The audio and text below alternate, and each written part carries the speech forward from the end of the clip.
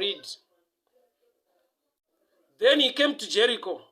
As Jesus and his disciples, together with a large crowd, were leaving a city, a blind man, Bartimaeus, that is the son of Timaeus, was sitting by the roadside begging. When he heard that it was Jesus of Nazareth, he began to shout, "Jesus, Son of David, have mercy on me." Many rebuked him and told him to be quiet, but he shouted all the more. Jesus stopped and said, "Call him." So they called the blind man and said, "Cheer up, on your feet, he is calling you." Throwing his cloak aside, he jumped to his feet and came to Jesus. "What do you want me to do for you?" Jesus asked him.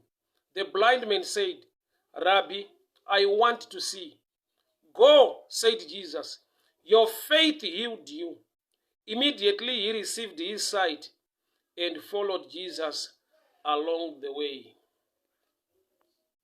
Kashiwara, you're welcome. A good afternoon to you. Thank you so much for tuning in. Tsitsidodzo, you're welcome. A good afternoon to you. Thank you so much for tuning in. So Mark 10:46. Inyaya nechekuita nemurume waiva bofu wainzi Bartimaeus. I'm sure it's a common story. We all know about this. But maskatana sindotora pamusoro pesimba rechizaruko, the power of revelation, because there is a reason we need to know. Say blind Bartimaeus akaramba achidanidzira iyo vanhu vamutinyarara. Remember, he's a blind man. Aigona kungonyarara nokuti vanhu vatinyarara, but akaramba achidanidzira to a level yekuti the same people pavakazoti kwaari, "Cheer up, he is calling you," akarespecta zvakataurwa nevanhu ava. At first, vanhu pavakamutinyarara, he did not respect that. He continued to shout out loud. But time yavakazotaura kwaari vakati, "Cheer up, he is calling you," akateerera kutaura kwavo. So there is a mystery here. Kuti sei akanzwa kuti uku kutaura kwekutanga ndo kufunga kwavo ndo zvavari kuda, but kutaura kwechipiri ndo pfungwa yake uye ari kuda kundiporesa. God, Bartimaeus, he was blind in the physical, but spiritually he was not. Why? Nokuti pavanava pavakazomuti "Cheer up, he is calling you," akazvinzwisisa nekuziva kuti this time they are telling the truth. This time vatumwa. This time they are connected to the one I'm crying to. Remember, blind Bartimaeus was not crying to everybody.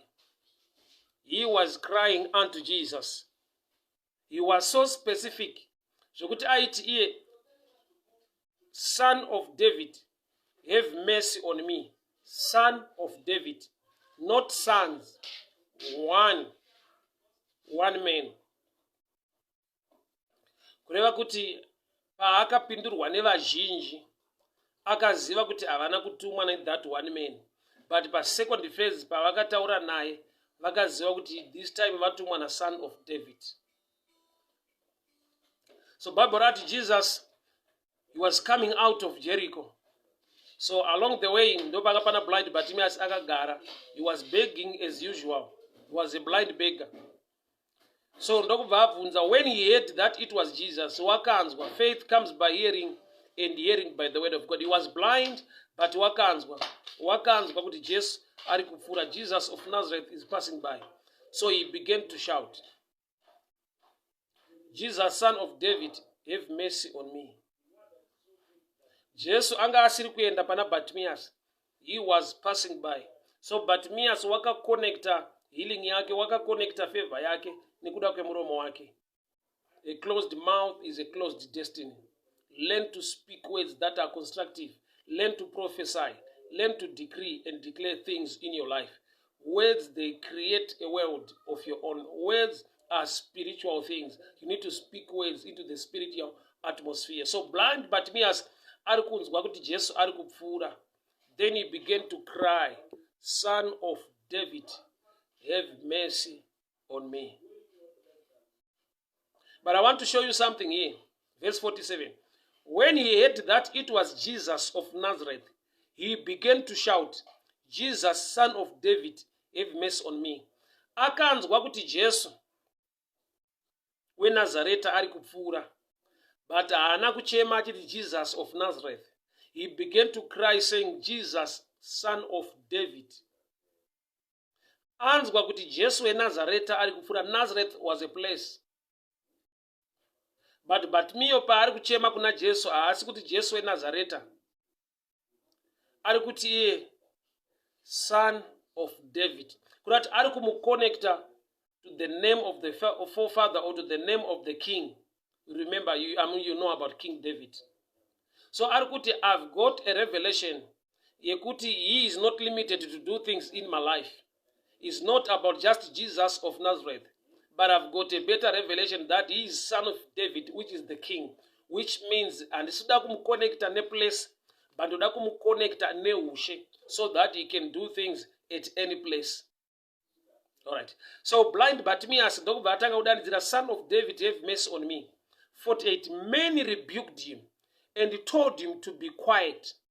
Many rebuked him and told him to be quiet. These guys havana kutumwa na Jesu kuti munyararidzei. These guys havana kunge vapiwa message na Jesu kuti mudzei kuti anyarare. Vakangofungawo kumunyararidza. Remember, this guy is blind. Ari kuda kureceive sight. Haasi kuchemera maziso evamwe. Ari kuda recovery emeso ake. But there are people in life, there are times ekuti mamwe mapofu akaitira jealous rimwe bofu. Maybe you can understand that. Kuti ndo vari kuda first preference yekubatirwa kuti vaone. But when those who see already are jealous to the one who is blind, it's something else. I'm sure you've come across such things. If somebody is doing well, but you ukangoda kuti usumuke mbijana, anotoboekana kurwadziwa anokudiscourage. You begin to wonder kuti hausi kuda kushandisa success yake aiwa. You want to be successful by your own means in your own area. But somebody are already successful. He feels the heat, he feels the pressure. Ukavengwa nemunhu wandingati ari mulevel rako, you can understand kuti hadi kudarikwa, hadi kusiwa, hadi kukundwa. But somebody is well up already, but is still jealous against you. Vanhu vari kutora kuna blind Bartimaeus nyarara, vanotoona kudhara. Vanhu vari kunyararidza blind Bartimaeus, they want him to remain a beggar. Do you know that there are people who love you nekuda kwelevel yauri, and they feel the heat or jealousy when you try to improve from where you are? Kune imwe love iri fake, ingori yekuti vanhu vanokufarira nekuda kwekuti unogara uchivakumbira. Vanhu vanokufarira nekuti unogara uchipemha kwavari. Vanhu vanokufarira nekuti you are lower than them mumastandards ezvimwe zvinhu muupenyu. When you try to break out, they are the ones who become jealous. They are not happy with you at all. Havafari newe. But ukaona vachikufarira, it's fake. Why? They want you to remain in that level. They want you to be under them. They want you to always ask for help from them. So they love you in such a way. Yekuti unofunza kuti ndiri kudiwa, gamba vakaviga jealous rao. When you try to break out, when you try to think outside the box, when you try to do things better, they want you to be quiet. They celebrate you at your level. Vanoda kuti uite zvinhu vachikumonita, vachikucontrola uri pa level yavanotoziva kuti it's okay. But when you try to break out, their jealous will come out. And these people now, they are people who are following Jesus. So you begin to wonder now, kuti ko kana vanhu vachitevera Jesu inda vasina urudo nevamwe, kana vanhu vachitevera Jesu inda vasingade kuti mumwe asimuke voice rake rinzwike. Ukanzwa vanhu vakumuti be quiet, kuti they don't want his voice to be heard. Ivo vamunzwa, but havadi kuti iye anzwiwe, which means vari kuti itopota tichinzwanana tega, tiri kuti Jesu akuno. So there are times yekuti you carry a voice rinofanirwa kunzwa breakthrough mu life mako, but there are people who are against such a voice. You carry a voice rekuti rikatanga kushanda, it can open doors for your life and many things will happen in the kingdom or in the house of God. But there are people also who are also in the house of God who are jealous of that voice. They want you to be quiet. They want you not to shout. Him and said, and they rebuked him and he told him to be quiet. Number one, they rebuked him. Number 2, they told him to be quiet. But guess what? He shouted out more. He shouted out more. Chakonzera Bartimaeus to shout out more. I want you to explain here. Any understanding, anoziva the character or the love or the ability or the mercy in a son of David. So mashoko ekuti nyangwe ndisingaone vanhu vaya kwandiri vakati nyarara chinondipa kuita shout more inayo yekuti pane zvandaona mukusaona, pane zvaari kuona mukusaona. Do you know kuti mukusaona unogona kuona? Alright, I'll give you this example. Tiri kumusha kwagogo wangu kudombo chawo. Tiri vapfana taiti tikatumwa unotora kana kapu mukitchen manheru musina light. Nekutya unongomira padoo dzoka chiti gogo ndaishaya kana ukatumwa utora mugoti kana something. Makagara pamoto panze ukatumwa mumba waidzoka chiti ndazvishaya.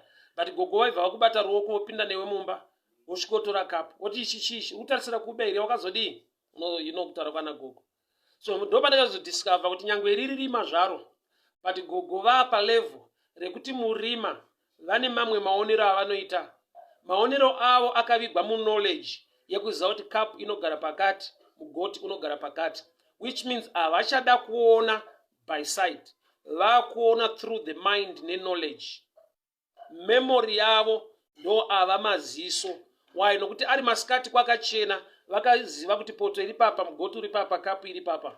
Saka even akava manheru vakapinda mumba, chinovaratidza chinovasvitsa pane poto nekapu nemugoti imemory kwete sight, yet mune darkness. So Bartimaeus was blind, but there is a level of seeing things. Although he was blind, anga ari pazera rekuona zvimwe zvinhu mukuva bofu kwaari. Akaona kuti vanhu ava vari kutaura havasi son of David, number 1. Number 2, zvavari kutaura zviri kushota chinhu chandinoziva chinowanikwa muna Jesu, mercy. Nokuti ari kuchema achiti son of David, have mercy on me. Kuda kuti ngoni kana kuti nyasha Jesu anadzo. Saka every answer isina nyasha mukati, I don't take it. I will continue to stand until ndawana a favorable answer yakatakura the character or the love of God. Ndauya kuzochallenge mumwe munhu masikati anhasi. Kune dzimwe mhinduro dzawakaaccepta mulife, but dzisiri dzake. Why? Nokuti mhinduro dzake dzinotakura umwari hwake, dzinotakura character yake. Mhinduro dzaJehovha Mwari rudo dzinotakura rudo. Mhinduro yaJehovha inotakura kusimudzira. Mhinduro yaJehovha inotakura kukurudzira. Especially when you are doing the work of God. Ukanzwa anokutsondora, that's not from God. You must find people who can encourage you or who can correct you with love. When love is missing, God is missing. Why? God is love. I want to notice something. Pa answer yauri kuda, pa zvinhu zvauri kuti zviitike. If you find that love or mercy or grace or love or grace is missing in that, truly God is not in it. Why? Because Bartimaeus argued, son of David, have mercy on me. Which means to the blind, chaakauya kuzoita kusunudza meso, kuti ane rudo, is anointed to do it. Ane nyasha nazvo, but vanhu vanga vari close to Jesus vakaparidza vhangeri risina mercy. They rebuked him. They did not encourage him. They rebuked the blind man. Mercy was missing. So although blind Bartimaeus asiri kuona physically, but in his mind he knows kuti wandiri kudanda kwaari is merciful. That's why akati, I will continue, guys. Muchinditi nyarara, I will continue. I will fight this battle yekuva vocal. Do you know the devil, when he fights you to a level yekuti you become quiet. Uchiita sekunge uri munhu ari kuzvibata, but wakabatirirwa kuti muromo wako uregere kuzaruka. Why? Because he knows your mouth can be a doorway to a destiny. When you speak positive, when you decree and declare things, you are paving a way to success. So the devil wants you to be quiet, to an extent yekuti you use people in church, you use people who are walking with Jesus. Remember, Jesus was coming out of Jericho. People were following him, and his disciples as well were with him. Pazvikwata zviri kutevera Jesu ndo pane vanhu vane mashoko ekudiscourage the blind man. But thank God for blind Bartimaeus.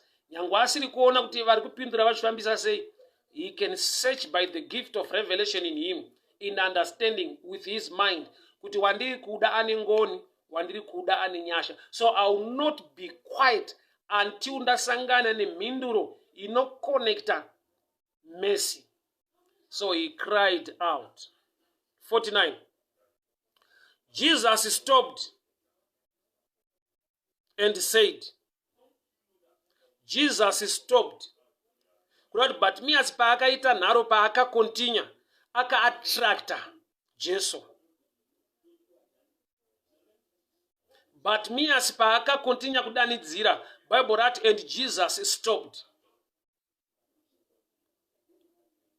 I want to tell you something. Bartimaeus is blind, but anogona kusaziva kuti Jesu amira nokuti aone. I'm speaking to somebody this morning. Une zvauri kuita zvaita kuti Mwari vamire kuti vaatende nyaya yako, but for the meantime you cannot see it. But I've come to encourage you. Une zvauri kuita muupenyu, une kuchema kwauri kuita muupenyu. God is about to do something in your life. For the meantime pane chiri kuitwa naMwari chausiri kuona, but in your favor. Blind Bartimaeus was a blind guy, but saka Bible parati when Jesus stopped, iye haasi kuzviona, but uri kuona kuti paari kuramba achidanidzira, you attract the attention of the Son of David. I don't know whom I'm preaching to. Continue to cry unto the Lord. Continue to shout to him.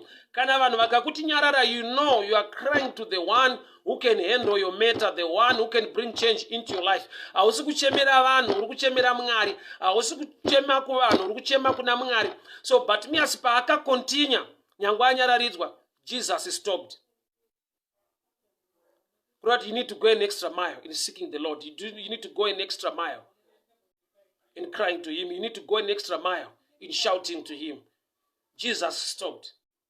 So as a blind man, haasi kuona kuti Jesu amira. Haasi kuona zviri kuitika. Why? Because he's blind. So Jesus stopped and said, call him. Jesu haana kuenda kuna Bartimaeus. Jesus used the same people vamboenda kuna Bartimaeus vachiti nyarara. So he said, call him. So they called the blind man, saying, cheer up, on your feet, he is calling you. Mashoko aya evanhu vatumwa naiye anotaridza kuti vari kutaura rudo, vari kutaura mufaro, vari kutaura kugamuchirwa. Cheer up, fara. He is still blind, but vane message yerufaro. He is still blind. Kuda kuti ukada kudiscover kana kuti ukada kuzviziva kuti munhu atumwa naShe, uchaona kuti ane shoko rerudo munguva yekutambudzika, ane shoko reupenyu munguva yekuparara, ane shoko reutano munguva yekunetseka. So vauya neshoko rekuti cheer up, on your feet, he is calling you. He, meaning the Son of David. Pavambotanga kuya vachimurebuka, havana kumboti he is saying be quiet, but this time vari kuti he. Munhu kana atumwa naKristu haataure mashoko ake asina kuisa zita raamutuma. Apa pavari kuti he is calling you, vari kutozivisa Bartimaeus kuti now it's him speaking to you through us. Now it's him calling you by sending us. So they said, cheer up, on your feet, he is calling you. Throwing his cloak aside, he jumped to his feet and came to Jesus. Remember, he's a blind guy. He was putting on a cloak or a jacket. It said that in those days, kana munhu ari blind, especially in those places, aipfeka a jacket for people to notice him, for people to know that there is a blind beggar. Aigara musaite meroti ane a jacket. Healing haisati yavapo, but paangonzwa kuti he is calling you, akutanga kuita action inotaridza kuti I know what's going to happen. Kuti ari kugamuchira new status asati ava nemaziso, but anoziva kuti I don't need this jacket anymore, which means that's an action of faith. Ari kuti handifaniri kuramba ndakapfeka bhachi rablind beggar when he is calling me. Kana iye ari kundidana, my life is going to change. Kana iye ari kundidana, the blessing is on the way. Kana ari kundidana, things gonna turn around very soon. So what I need to do, action of faith. So he took off his cloak. Remember, haana kupiwa instruction yekunzi bvisa bhachi rako, apiwa instruction yekunzi cheer up Farah, on your feet, mirror, for he is calling you. So by throwing aside his jacket, that's a revelation or an act of faith in understanding that if he is calling me, I'll never remain the same. I don't need this jacket anymore because he is the one calling me. So he took his cloak aside. He jumped to his feet. He is not asari upofa usati waenda asati aporeswa, but one action zaruita, he is jumping. So there are times when you come to church, some people not understand you. Kuti hewa ka broka kumba kuna muriyo, there are issues in your relationship, in your business, but you begin to jump. You begin to pray. You begin to celebrate God. You begin to praise him. You begin to celebrate God in a way. People will be shocked. But you are still broke. How can you worship in this way? How can you jump and praise in this way? You know your God. Your strength is in knowledge. Your strength is in knowing him. So there are times you worship God in a way, or you praise God in a way. They begin to look at you with a weird eye. How can you celebrate when your house is in a mess? How can you celebrate when people are speaking negative against you? How can you have this kind of joy when you are still blind? So he makes a difference. Asati akuporesa but ukaziva kuti ndinaye. Usati wabudirira but ukaziva kuti ndinaye anokodzera kubudirira. Zvisati zvafamba but ukaziva kuti ready kufamba neni. It calls for celebration. It calls you for jumping. It calls you to stand. You are blind, take off your jacket. One thing I've come to tell you, but me as haana kuzwa kunzi rasa bhachi, but mari makanzwa kuti now I'm free. Now I'm free. I need to act an act of faith. So he took off his jacket, jumped to his feet, and came to Jesus. Remember, he's blind. He's not asking anybody, where is Jesus? But Bible not automatically after doing this, he came to Jesus, which means by faith, you never get lost. So what do you know? For thy word is lamp unto my feet. Which means this time Bartimaeus is being led by the word shoko. Raunzwa raatenda rava light. The word of faith is light. Thy word is a lamp unto my feet. Sa chinomupa kuenda kuna Jesu kuziva kuti I'll never get lost. Because ndikatoda kurasika nokuti iye ndiye andidana. Ndiye angatoenda pa road pandiri kupu. Ndiye angatomira pa side pacho kuti ndinange pari. I want to tell you this. When God is, is on your side, even in the times of error, you can still make it. What am I saying? Goliath, David pa akakanda dombo, akatema msoro wa Goliath. Bible not, and Goliath fell facing downwards. That's a picture. God was holding the head of Goliath so that David was not going to miss. Why? Because kana munhu atemwa nedombo riri kubva kumberi udu nekumberi facing downwards, it simply means there was also a force from the opposite side riri kukonzera this man to fall down, which means David chero zvaaita, you will never miss, because he's doing things by faith. The woman with the issue of blood, she came from behind, akabata the hem of his garment. Remember, there were many people were crowding around Jesus, but she came from behind, akabata the hem of his garment. I want to tell you something. It was not easy. Maybe you can think that maybe akangomziva. People had to pay Judas kuti varatidzwe Jesu. It was not easy to locate him in those days. Their dressing was almost the same. It was not easy to notice him. The guys from Israel, even their beards, they just look alike. It was not easy to, especially from behind. Kana vanhu vakapa Judas Maria kuti tiratidze, but vaitarisa zviso. How difficult was it kuti munhu anotice kuti this is Jesus from behind? But the secret behind that, kuti aregere kupotsa, Bible note, she came by faith. The word of faith is light because it is the word of God. She came by faith. So blind Bartimaeus came to Jesus. Still blind, but he came. Why? Because Jesus is the way. Jesu ndiye nzira. So ukaziva ari kukudana, you don't doubt. Makatabo sarabasada labosha. Rigada yaso leboshi atakalabo. Unozoera kuti Mwari vachitaura naAbraham vanoti uya. I want to meet you. Just come.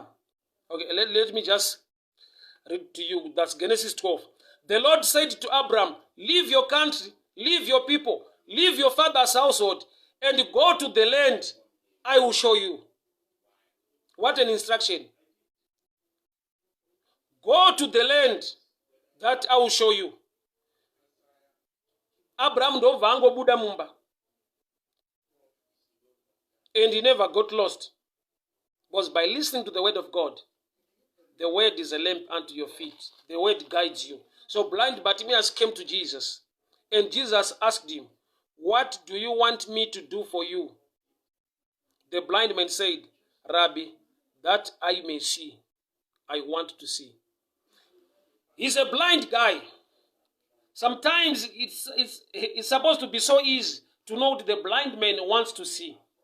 But how come Jesus is asking the blind guy, what do you want me to do for you? Bartimaeus was so mature enough. Lord, if I see, I want you to show me those guys who were rebuking me, those who were fighting me. No. I just want to see. Chandiri kuda kuona. Kuziva kuti ndiana anga achindituka, ndiana. So there are times you need to be mature enough to ignore all those who are saying whatever they are saying against you and focus on what God wants you to do. Because people always talk. Whether you are doing good, you are doing bad, they will always talk. And even if you are not doing anything, they will talk. Vanhu vanonyeya munhu mupenyu, vanonyeya munhu akafa. Vanhu vanotuka munhu mupenyu, vanotuka munhu akafa. Vanhu vanotuka munhu ari successful, vanhu vanotuka rombe. That's people for you. No matter how good you are in life, you will find people who hate you. Kana vanhu vakavenga Jesu, Savior. Kana vanhu vachisvika palevel yekuvenga naMwari, musiki weupenyu. You don't expect you to be loved by everybody. It's impossible. Azvigone kuti udiwe nemunhu wese. As a minister, when you know that, you have no pressure. Haugone kudiwa nemunhu wese azviite. Why? Hauna kudanirwa munhu wese. Some will hate you. No matter you try to prove a point with a good guy, you are not so bad, they still got a reason to hate you. Some, they just hate you without a reason. That's people for you.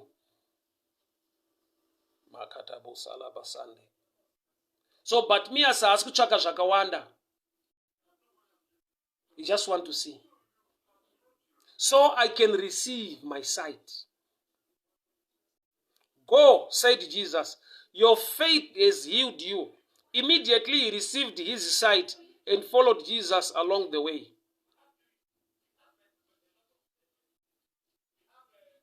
Your faith.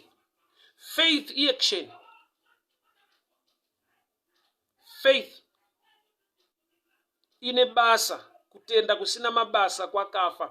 But kutenda kune mabasa kunorarama. Which means faith. Ino lead to action. Saka Jesu pari kuti your faith has healed you. Pane action yaitwa na blind Bartimaeus, and actually he took off his jacket, he jumped on his feet, then he came to Jesus. Ndokubva receive his own sight. Nakutsvaka kuti wangu achimbonditi nyarara ndanani. But one thing I want to show you on this text. Urikuona kuti the real day riri kureceive Bartimaeus sight. That's the day yatinonzwawo vanhu vachimuita rebuke. He was a guy in Jericho. People were giving him. Ari a blind beggar. Hakuna munhu akambomudzivisa anything. But the day rinongouya Jesu muupenyu hwake, the day raanofanirwa kuona, there are people who are going to rise against him.